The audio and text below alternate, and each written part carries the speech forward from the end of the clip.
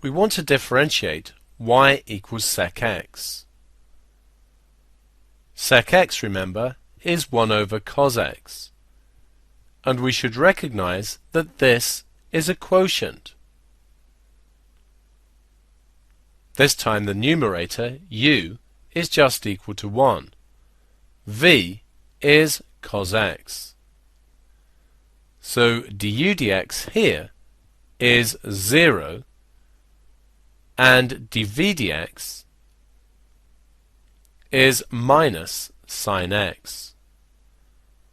Substituting into the quotient formula, dy dx is v times du dx, which is 0, take away u times dv dx, which is minus sin x, divided by v squared, which is cos squared x.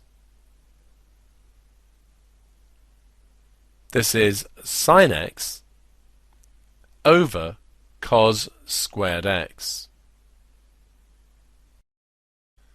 We can simplify this. We have sin x over cos x times cos x.